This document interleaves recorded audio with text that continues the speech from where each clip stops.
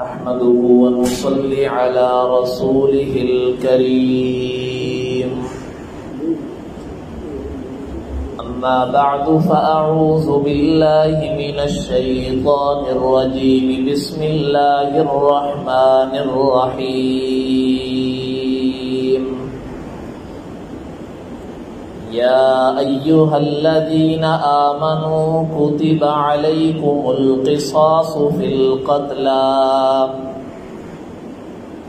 الحر بالحر والعبد بالعبد والأنثى بالأنثى فمن عفي له من أخيه شيء فاتباع بالمعروف وأداء إليه بإحسان ذلك تخفيف من ربكم ورحمة فمن اعتدى بعد ذلك فله عذاب أليم سبحان ربك رب العزة عما يصفون وسلام على المرسلين والحمد لله رب العالمين۔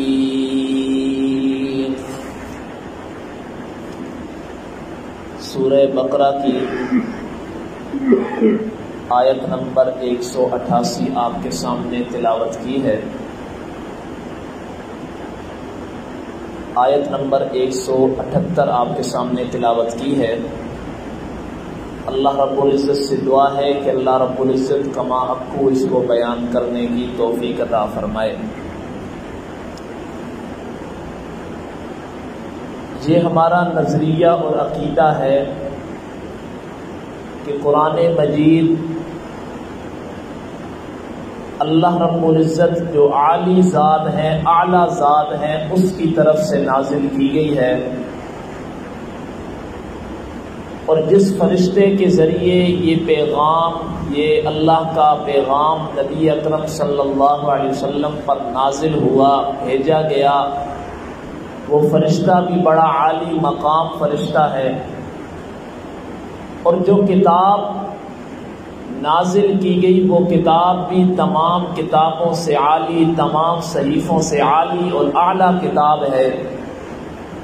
پھر اس میں جو احکامات اللہ رب العزت نے بیان کیے وہ بھی ہماری سب سے زیادہ رہنمائی اور رہنمائی کرنے والے ہیں۔ یہ آیت کریمہ، اس میں بھی اللہ رب العزت نے خاص طور پر ایمان والوں کو حکم دیا، اور دنیا میں بسنے والا ہر انسان روشنی کی تلاش میں ہے، رہنمائی کی تلاش میں ہے۔ سورج کے ذریعے عارضی روشنی کو انسان حاصل کر لیتا ہے، دن ختم ہوا، سورج گیا، روشنی ختم، لیکن قرآن مجید سے جو روشنی حاصل ہوتی ہے وہ روشنی ہمیشہ کی ہوتی ہے، وہ کبھی ختم ہونے والی نہیں ہوتی۔ قرآن مجید جس طرح ہماری زندگی کے معاملات میں رہنمائی کرتا ہے، اسی طرح قتل ہو جانے کے بعد، اب وہ آدمی مر گیا، اس کے بعد اس کا بدلہ کس طرح لینا ہے، اس کی بھی رہنمائی قرآن مجید ہماری کرتا ہے کہ قتل کرنے والے نے قتل تو کر لیا، کبیرہ گناہ کا وہ مرتکب تو ہو گیا، اب اس گناہ کی تلافی کس طرح ہے، قرآن اس کی بھی ہماری رہنمائی کرتا ہے۔ تو آج کے سبق میں اسی بات کو اللہ رب العزت نے بیان کیا، یا ایھا الذین آمنو، اے ایمان والو، کتب علیکم القصاص فی القتلی، یہ اللہ رب العزت نے خاص ایمان والوں کو حکم کیوں دیا؟ اس سے ماقبل آیت میں اللہ رب العزت نے یہود و نصارہ کا ذکر کیا کہ وہ گلے شکوے کرتے تھے کہ آپ ہم پر اعتراض کرتے ہو کہ ہم صحیح مذہب پر نہیں ہیں، حالانکہ لَن تُوَلُّوا وُجُوهَكُمْ قِبَلَ الْمَشْرِقِ وَالْمَغْرِبِ، ہم تو مشرق اور مغرب کی طرف منہ کر کے اسی رب کی باتیں کرتے ہیں، عبادت کرتے ہیں، تو پھر آپ ہم پر کیوں گلے شکوے کرتے ہو کہ ہم راہ راست پر نہیں ہیں؟ تو اللہ نے فرمایا وَلَٰكِنَّ الْبِرَّ مَنْ آمَنَ بِاللَّهِ وَالْيَوْمِ الْآخِرِ، حقیقت میں نیکی والا نیکی کرنے والا انسان وہ ہے من آمن باللہ، جو اللہ کے ساتھ ایمان لایا، والیوم الآخری، آخرت کے دن پر ایمان لایا، وغیرہ وغیرہ۔ اللہ نے کئی چیزوں کا ذکر کیا، لیکن اللہ آگے فرماتے ہیں یا ایھا الذین آمنو، اے ایمان والو، یہ خاص تمہیں حکم دینے کا مقصد یہ ہے کہ یہود و نصارہ نہ وہ اللہ پر صحیح طریقے سے ایمان لاتے ہیں، نہ ہی انبیاء کی باتوں کو مانتے ہیں۔ اگر وہ نبیوں کی باتوں کو مانتے ہوتے تو کبھی بھی وہ اس بری عادت کا اور بری رسم کا شکار نہ ہوتے۔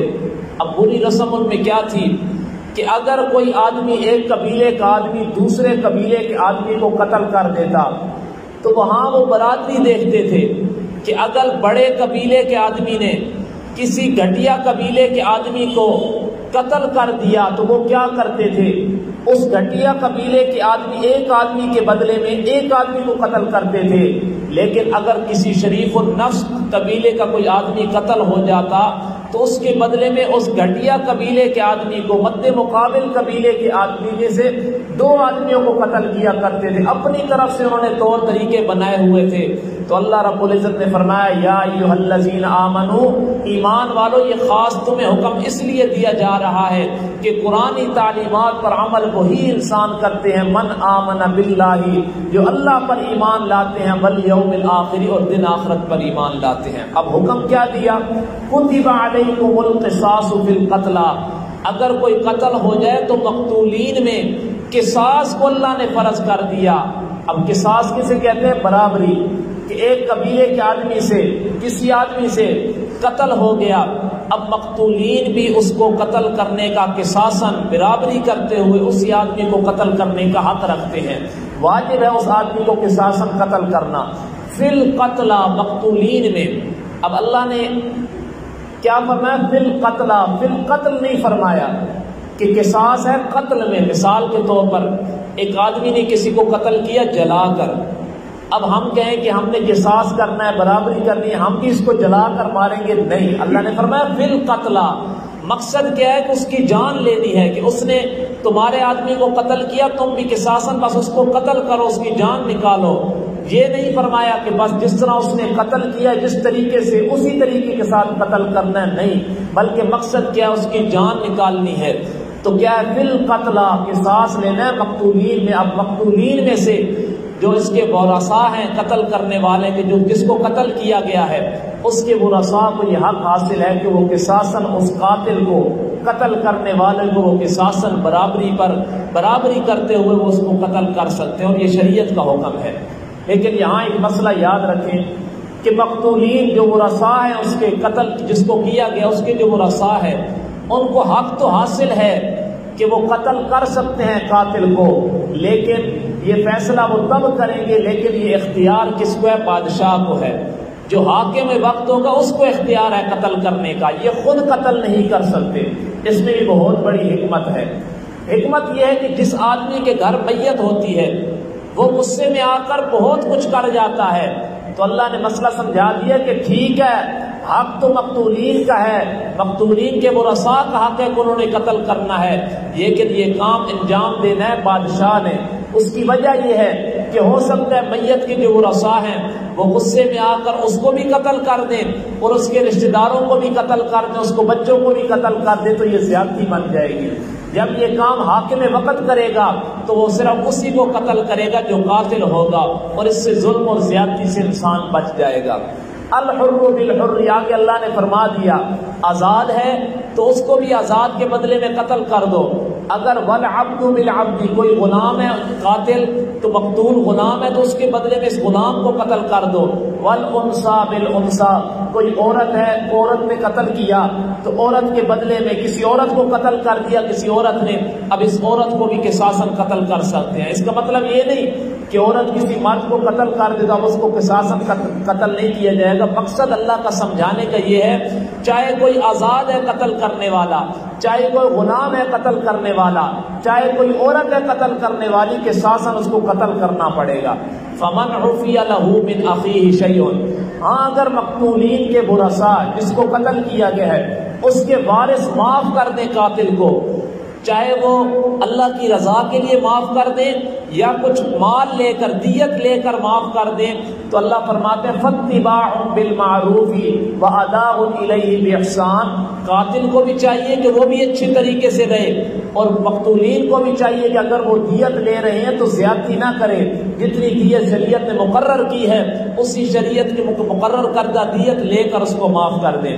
ذالک تخفیف من ربکم ورحمہ، اللہ فرماتے ہیں یہ قصاصاً قتل کرنا، یہ معاف کرنا، یہ سہولت ہے تمہارے لیے۔ کس طرح سہولت ہے؟ یہودیت کے مذہب میں، یعنی یہودی، ان کا یہ طریقہ تھا کہ ان میں بس قصاص ہی تھا کہ قاتل نے اگر قتل کر دیا تو قصاصاً بس اس کو قتل ہی کرنا تھا۔ ان کے مذہب میں، تورات میں یہ حکم تھا کہ قصاصاً صرف آدمی قتل کر سکتا تھا، صرف قصاص لے سکتا تھا، اس میں دیت اور معافی کی صورت ہی نہیں تھی۔ اور انجیل میں یہ حکم تھا کہ صرف دیت اور معافی تھی، قصاص نہیں تھا۔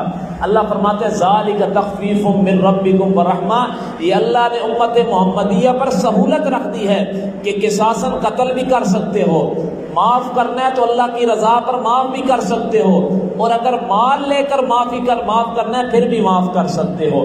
فمن اعتدی بعد ذالک، جس آدمی نے زیادتی کی اس کے بعد، کیا مطلب کہ مقتولین کے ورثاء نے معاف کر دیا قاتل کو، اس کے بعد دوبارہ یہ قتل پر آمادہ ہو گئے، تو اللہ فرماتے ہیں فَلَهُ عَذَابٌ عَلِيمٌ، پھر ایسے آدمی کے لیے دردناک عذاب ہوگا۔ جب ایک دفعہ معاف جو کر دیا ورثاء نے، پھر اگر یہ کوئی زیادتی کر کے کوئی وارث بعد میں قتل کر دیتا ہے، ایک دفعہ صلح ہو گئی ہے، صلح نامہ ہو گیا، قاتل کو معاف کر دیا گیا، اس کے بعد اگر کوئی مقتول کے ورثاء میں سے کوئی قاتل کو قتل کرے گا تو اللہ فرماتے ہیں فَلَهُ عَذَابٌ عَلِيمٌ، پھر دردناک عذاب اس مقتولین کے ورثاء کو ہوگا۔ قاتل کو تو معافی مل گئی تھی۔ وَلَكُمْ فِي الْقِصَاصِ حَيَاةٌ، اللہ فرماتے ہیں تمہارے لیے قصاص میں زندگی ہے اے عقل والو۔ اب زندگی کس طرح ہے؟ حالانکہ ہم تو قاتل کو قتل کر رہے ہیں، تو اس میں زندگی کس طرح ہے؟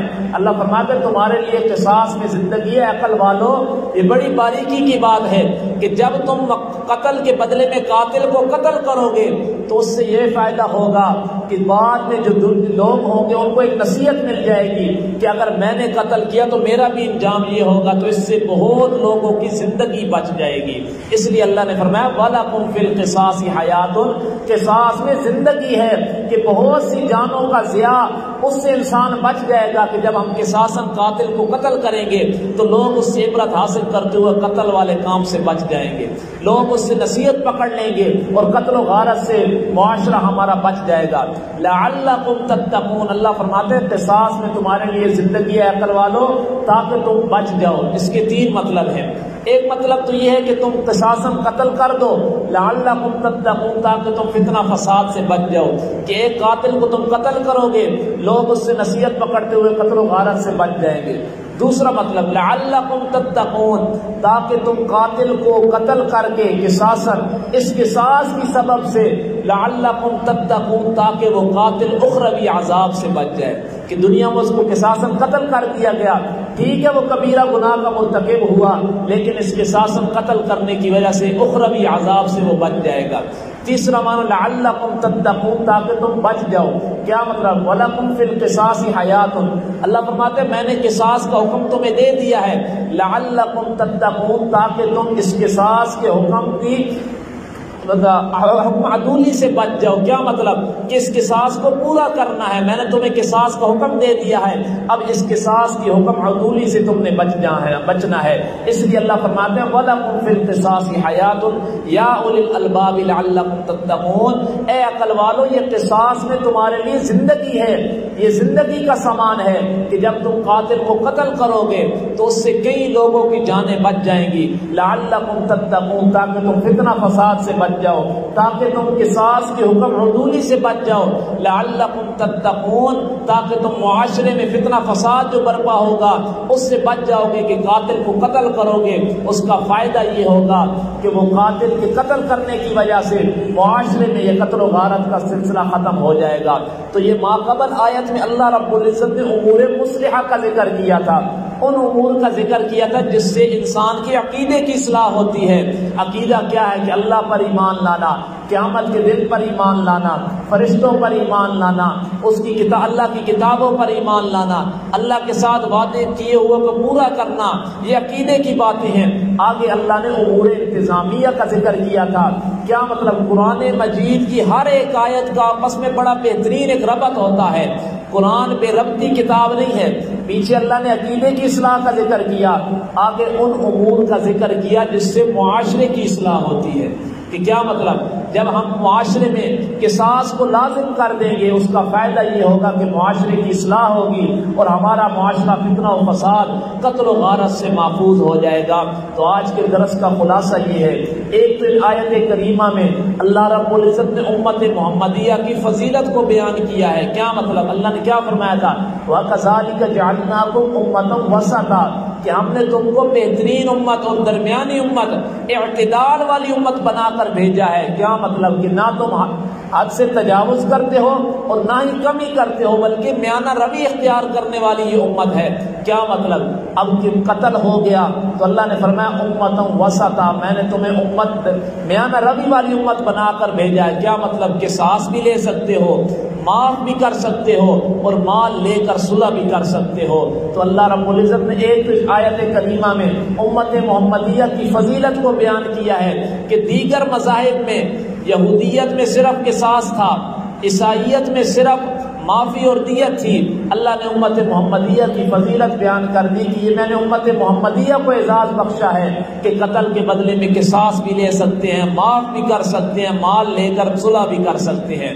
اور دوسرے نمبر پر اللہ رب العزت نے معاشرے کی اصلاح کے لیے قانون بیان کیا ہے کہ اگر کسی سے قتل ہو جائے تو بدلے میں قصاص ضرور لینا ہے، لیکن اس قصاص کا فیصلہ اور اس قصاص کے لینے کا حق اگرچہ ورثاء کو ہے، لیکن اس معاملے کو پورا کرنا وہ حاکم وقت کی ذمہ داری ہے۔ اس کی وجہ یہ ہے کہ جب حاکم وقت یہ معاملہ کرے گا وہ انصاف کے ساتھ کرے گا، اور جو میت کے ورثاء ہوں گے وہ غصے کی حالت میں زیادتی بھی کر سکتے ہیں۔ تو اللہ نے فرمایا یہ معاملہ اگرچہ ورثاء کا حق ہے لیکن یہ اختیار حاکم وقت کو ہے۔ اور آگے اللہ نے فرمایا وَلَكُمْ فِي الْقِصَاصِ حَيَاتٌ، اس قصاص میں زندگی ہے کہ بہت ساری جانوں کے ضیاع سے اللہ اس قصاص کے ذریعے بہت ساری جانوں کے ضیاع سے بچا لیں گے۔ یا اولی الالباب لعلکم تتقون، اے عقل والو یہ اس لیے میں نے حکم نازل کیا ہے تاکہ تمہارا معاشرہ فتنہ و فساد سے بچ جائے۔ اللہ رب العزت سے دعا ہے کہ جو بیان کیا اللہ ان امور پر عمل کرنے کی توفیق عطا فرمائے۔ وآخر دعوانا ان الحمد للہ رب العالمین۔